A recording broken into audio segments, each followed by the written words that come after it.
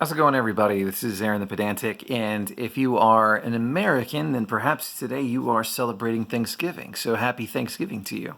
If not, then happy Thursday, I suppose.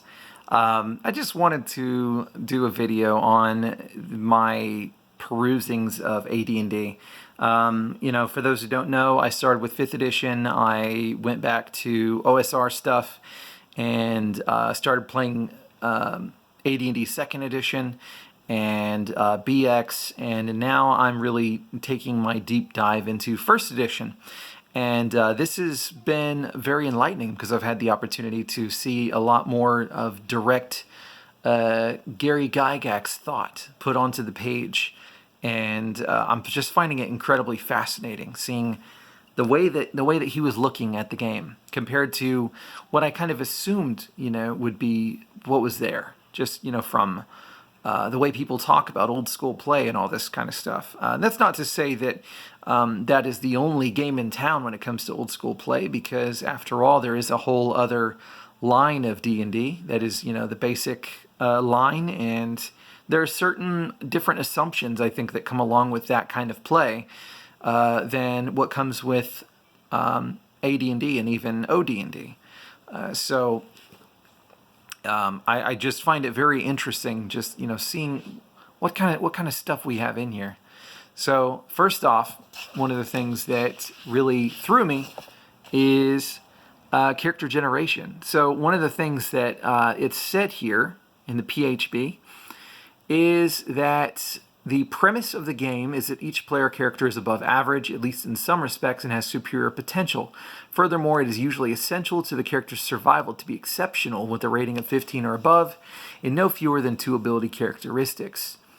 The reason that this ended up being kind of surprising was that the method that I was used to with BX was basically that you roll 3d6 just straight down the line for each stat, and you can increase certain stats a little bit by decreasing your other stats, two for one basically, and you couldn't take them any lower than a certain point. And what you would end up having is typically very marginal characters, or not great, generally speaking. The stats wouldn't be highly in their favor or anything like that. And with AD&D, that's not really, the thing that we're dealing with. So this is the stat generation methods from the Dungeon Master's Guide, which, I just got to say, I do find it kind of refreshing in a way to see that the generation of stats is limited to the purview of the DM in AD&D. It just kind of puts this divider in place that I think is nice. It's refreshing considering what we have now, where every player knows exactly how to put their characters together to the extent that they really don't feel the need to sit there and do that with any consultation with the DM about what kind of world they're playing in or much of anything else. This separation that existed, I'm sure it made it a lot easier for DMs to just have this relationship with their players, that the players would expect that you go through your DM when you're making your character in a way that it just isn't quite the thing anymore. Anyway, that's kind of in a whole other tangent. But whenever you look at these methods, they're all pretty forgiving. So method 1, it says it's 4d6, drop the lowest. You do it 6 times and arrange it as you want. I'm pretty used to this, except for with 5e, we would use a 7th roll and drop that as well. So that would usually weed out something that's probably 9 or lower. Typically, you won't get anything much worse than that. Whenever I applied it on my my run at it, as you can see, not too bad.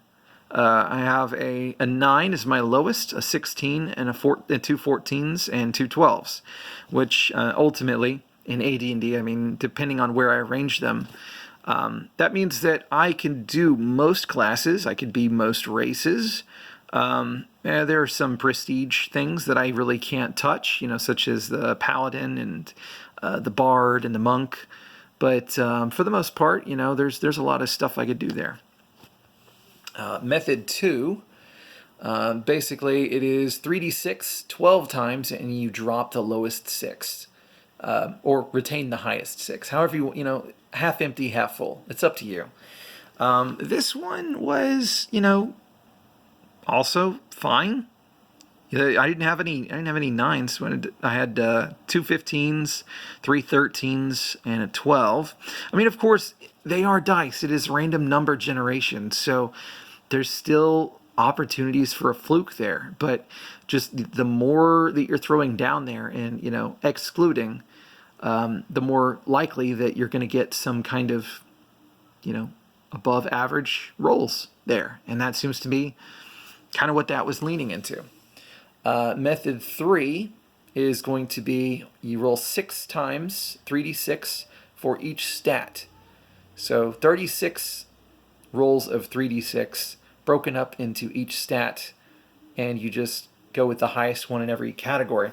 This one kind of, in a way, ended up being the most generous for me.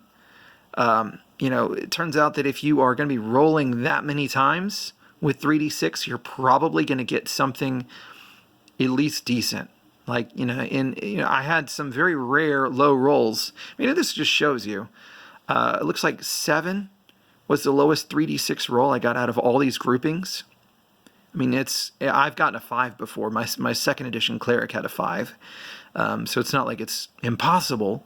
And you could definitely get a 3, but there's only like a 1% chance of that. But, I mean, considering all of the chances that you get, you're really going to be pretty positive for the most part. And method 4 is a whole ass mess. 3d6 for the sufficient times to generate 6 ability scores in order for 12 characters. This is the proto DCC funnel-ish kind of set. So you roll up 6 old school style or BX style characters, and then 12. And then, just everything in order, and then you just pick your favorite.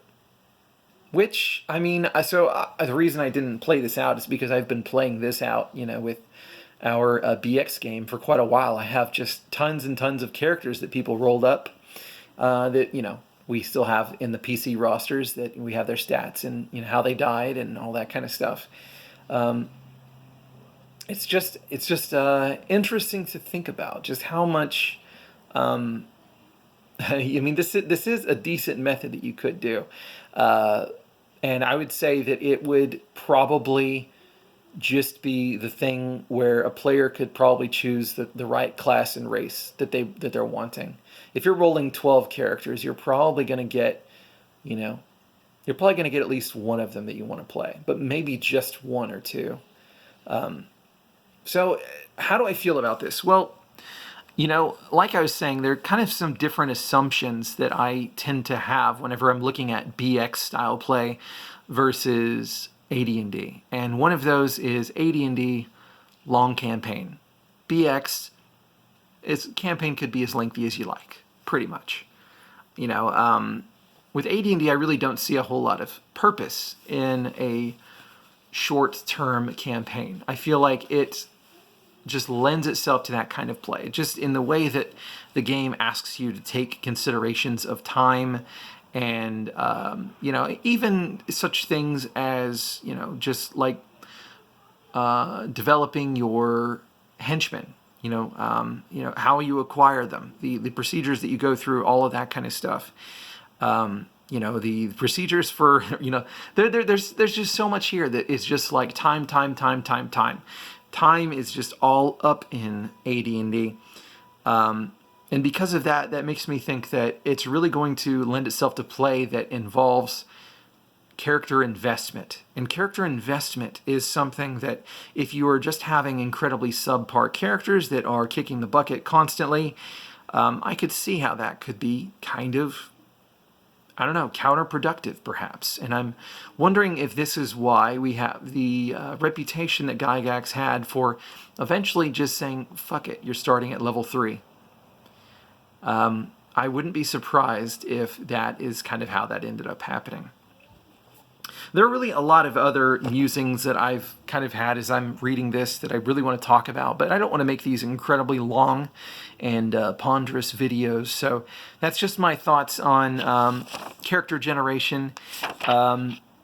I'm loving this, and I really can't wait to get started. I had a really fantastic response to the AD&D game call out. So a lot of people are interested, and I'm really looking forward to getting started with it.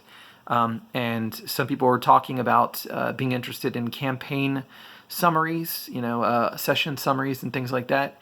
And, if there is a desire for it, then I will definitely try to make it happen. So y'all take it easy. Take care of yourselves. Have a wonderful, wonderful Thanksgiving. Yeah, that's it. Take care of yourselves. Oh yeah, right now I'm currently not monetized. Reason for that is because YouTube has been taking its sweet time sending me the means by which I can verify my address so that they can start paying me. So because of that, enough time lapsed that they said, well, yeah, we're not gonna let you advertise on your videos anymore because we are not able to give you your money.